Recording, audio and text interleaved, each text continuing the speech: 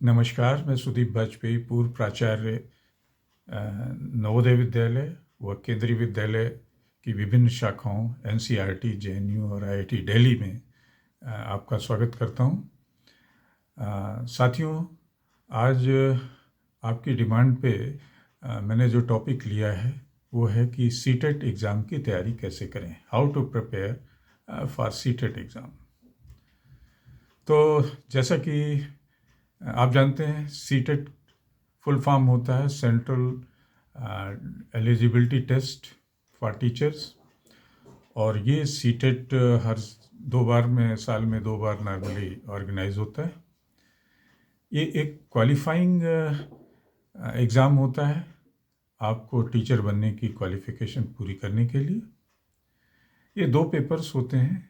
एक पेपर जो प्राइमरी के लिए, टीचर्स बनने के लिए ज़रूरी होता है, और दूसरा क्वालिफाइंग एग्ज़ाम होता है जो 6 to 8th के टीचर्स के लिए। तो दोनों पेपर का सिलेबस लगभग मिलता जुलता होता है, थोड़े से चेंजेस होते हैं। 150 क्वेश्चंस होते हैं दोनों ही पेपर्स में, प्राइमरी और सेकेंडरी के लिए, और 150 मार्क्स होते हैं अलग अलग दोनों के लिए।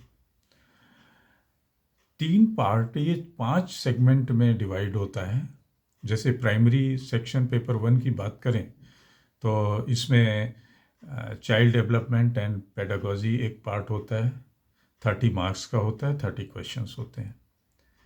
लैंग्वेज 1 हिंदी, लैंग्वेज 2 इंग्लिश, ये 2 सेगमेंट होते हैं जिनमें 30 मार्क्स के क्वेश्चंस होते हैं और 30 मार्क्स होते हैं। चौथा सेगमेंट पेपर 1 में जो प्राइमरी के लिए होता है, उसमें मैथ्स का एक सेक्शन होता है, 30 क्वेश्चन 30 नंबर, और 5वां पार्ट होता है ईवीएस, 30 क्वेश्चन 30 नंबर। तो इनके साथ साथ पेपर 2 में भी child development and pedagogy 30 question 30 marks, paper 1 language Hindi 30 question 30 marks, 2 30, and then maths और साइंस के 30 क्वेश्चन होते हैं 30 नंबर के, और lastly social study and social science के 30 क्वेश्चन होते हैं 30 नंबर के। तो इस तरीके से 150 क्वेश्चन और 150 नंबर का ये होता है। अब आते हैं कि कैसे एक जनरल टिप्स पे कि कैसे हम इस सीटेट एग्ज़ाम की तैयारी करें। तो सबसे पहले तो किसी भी एग्ज़ाम का जैसा रूल होता है कि हमें उस एग्ज़ाम का पेपर पैटर्न पता होना चाहिए। तो पेपर पैटर्न में कितने क्वेश्चंस आने वाले हैं, कितने टाइम का पेपर होने वाला है, टाइम ड्यूरेशन, कितने नंबर का है, कितने सेक्शंस हैं, ये सब चीज़ों की अंडरस्टैंडिंग हमें होनी चाहिए। सेकंड टिप्स होता है प्रिपरेशन में कि एनालाइजिंग द सिलेबस, सिलेबस को एनालाइज करना। तो सीबीएसई इसके लिए एक सिलेबस प्रोवाइड करती है, हमें उसको ध्यान से देखना है। टॉपिक्स, सब्जेक्ट वाइज टॉपिक्स और सब टॉपिक्स की लिस्ट बना लेनी है कि क्या क्या हमें पढ़ना है। तीसरा जनरल टिप होगी मेरी तरफ से कि अपना स्टडी शेड्यूल बनाना, टाइम टेबल बनाना, कैसे पढ़ना है, कब कब पढ़ना है, कितना पढ़ना है। तो जब आपने सब्जेक्ट्स अपने सेग्रीगेट कर लिए, टॉपिक्स कर लिए, सब टॉपिक्स कर लिए, तो उनका टाइम डिवोशन, आपको अपनी टफ सब्जेक्ट्स और इजी सब्जेक्ट्स की पहचान कर लेनी होगी। आपको अकॉर्डिंगली उस पर टाइम डिवोशन भी उतना ही देना होगा। और स्टडी आवर्स कितने देने होंगे, यहाँ पे मैं फिर से याद दिलाना चाहूँगा कि स्टडी आवर्स में सिर्फ जो particular academic study hours devotion नहीं होता है। टोटल आपके पास कितना टाइम है वो देखिए, उस टाइम में एकेडमिक को कितना देना है, इसके अलावा आपको अदर एक्टिविटीज़ के लिए कितना देना है, अपने सोशल ऑब्लिगेशंस के लिए कितना देना है, क्योंकि घर के भी काम है और भी सब काम होते हैं। तो ये सब चीज़ें इस पार्ट में आती हैं। चौथा टिप जो मैं बात करना चाहूँगा कि सबसे इम्पोर्टेंट इसमें टॉपिक होता है जिस पे थोड़ा सा हम लोगों को नज़र भी रखनी होती है, और वो focus on child development and pedagogy. तो चाइल्ड डेवलपमेंट एंड पेडागोजी पे जो कुछ टॉपिक्स होते हैं जो दोनों में ही कॉमन है, ये तो सब्जेक्ट, तो चाइल्ड साइकोलॉजी की स्टडी इसमें होती है। इसमें डिफरेंट लर्निंग थियरीज़ होती हैं, इसमें एजुकेशनल फ़िलॉसफी होती है, इसमें टीचिंग मेथोडोलॉजी की बात होती है, इसमें स्टेजेस ऑफ चाइल्ड डेवलपमेंट होते हैं। जो भी आपने बीएड, डीएलएड, बीटीसी आदि इसमें पढ़ा होता है, वो सब इसका सिलेबस होता है। इसके अलावा अनदर 5th टिप्स होगी 6 लैंग्वेज स्किल एम्पावरमेंट। इसमें सबसे ज़्यादा पोर्शन होता है लैंग्वेज का, 30 इंग्लिश 30 हिंदी। तो लैंग्वेज स्किल्स को और प्रोफिशिएंसी को कैसे बढ़ाएं, क्योंकि यहाँ पे ये चीज़ आपकी इवेल्युएट की जाती है।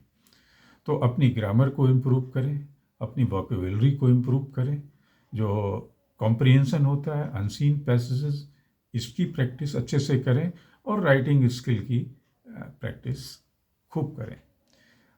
चूँकि दोनों लैंग्वेज हिंदी और इंग्लिश होती हैं, तो एक चीज़ जब एक इसमें तैयार कर लेते हैं तो लगभग 80% सिलेबस एक जैसा ही होता है।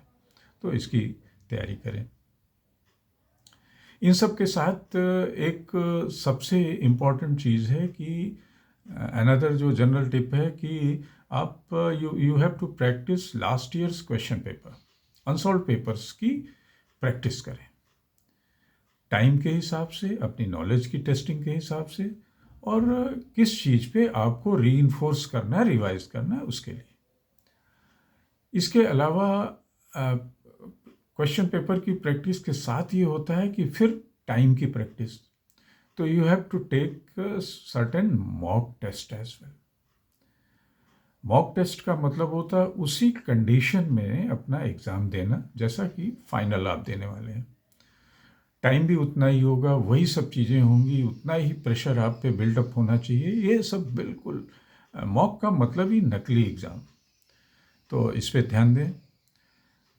साथ में सिर्फ पेपर अटेम्प्ट करना और मॉक टेस्ट देना इम्पॉर्टेंट नहीं होता है, उसका फॉलोअप उससे भी बड़ा इम्पॉर्टेंट हो जाता है।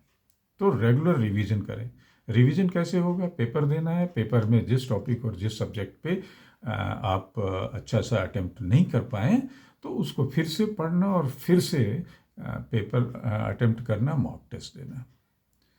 और साथ साथ किसी भी एग्ज़ाम के लिए ज़रूरी होता है कि आप कूल एंड कंपोज रहें, शांत रहें, आप में कोई एंग्जाइटी ना हो, हमेशा पॉजिटिविटी का ख्याल रखें। जो मेरे साथ होने वाला है बहुत ही अच्छा होने वाला है। पढ़ने के समय बीच बीच में ब्रेक ज़रूर रखें, अपने को लोकेशन बदलते रहें, बोर्डम से बचने के लिए एक पॉजिटिव एटीट्यूड रखें, अपने स्वास्थ्य का ख्याल रखें, एक अच्छा खाना, न्यूट्रिशियस खाना खाएं, जैसा कि मैं अपने हर वीडियो में बोलता हूं, कि जिससे कि, और अपना एक प्रोडक्टिव टाइम जानें। प्रोडक्टिव टाइम आपका होता है कि कैसे आप अपने को अच्छे से कर पाएँ। तो इन सब के साथ ही धन्यवाद। फिर मिलेंगे किसी नए टॉपिक के साथ। लेकिन अगर आपने हमारा चैनल सब्सक्राइब नहीं किया है तो प्लीज़ इसको सब्सक्राइब कर दें, और आप हमें मैसेज और कमेंट बॉक्स में भी लिख सकते हैं कि आप किस तरीके का कौन सा टॉपिक फिर से चाहते हैं। Thank you.